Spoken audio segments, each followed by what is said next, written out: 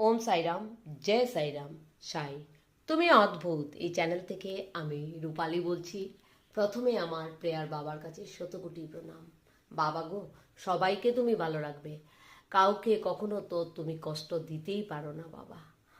তুমি যে, তোমার যে মন এত নরম, এত কোমল, তাই ভালো একটা মেসেজ দিচ্ছি আপনাদেরকে।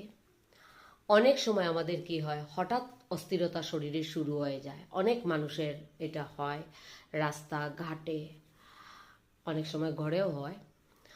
কেন হয়? অনেক চিন্তার থেকে এই জিনিসটা হয় আমাদের।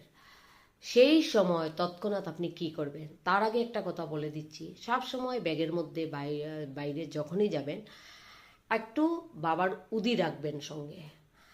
রাস্তাঘাটেও হতে পারে, তাই তৎক্ষণাৎ উদি বের করে একটা ফুটা দিয়ে দেবেন কপালে।